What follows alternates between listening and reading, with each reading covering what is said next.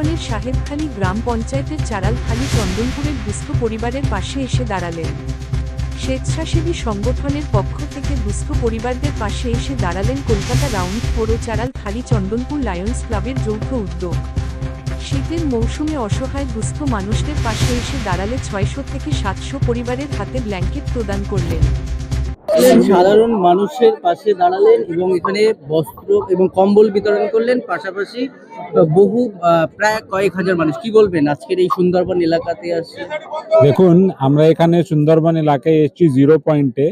ওই পাশে বাংলাদেশ আছে আর এখানে আমার ভারত আছে।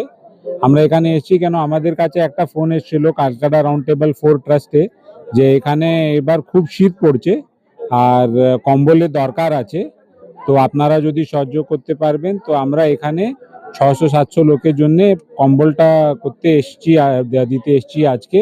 আর আপনারা দেখতে পাচ্ছেন এখানে বোধহয় 1100-1200 লোক আছে। কম্বল নিয়ে ওরা খাওয়া করবে আর তারপরে ওরা যাবে। তো খুব ভালো লেগেছে এখানে আসতে। আমরা যখন এসেছি আমাদের উপরে ফুল দিয়ে আমাদেরকে খুব ভালো করে ওয়েলকাম করেছে এখানে গ্রামীণ লোক।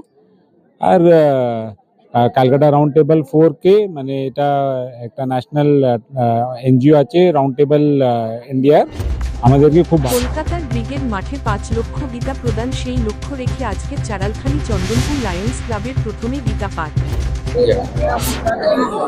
আজ এই মহতি অনুষ্ঠানে কলকাতা রাউন্ড টেবিল 4 এর সমস্ত ক্রিয়াকর্তা বিশিষ্ট ব্যক্তিবর্গকে সংঘের পক্ষ থেকে জানাই আমাদের আন্তরিক শুভেচ্ছা।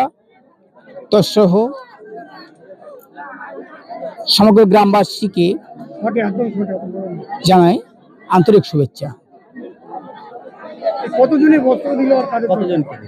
আমরা আজ 600 দুস্থ ব্যক্তিকে শীত বস্ত্র অর্থাৎ ব্ল্যাঙ্কেট প্রদান করেছি।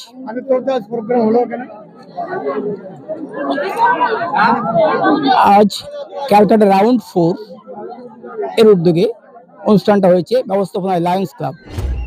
তারপর সাধারণ মানুষদের দুস্থ পরিবারদের শীতের মৌসুমে বস্ত্র বিতরণ করলেন।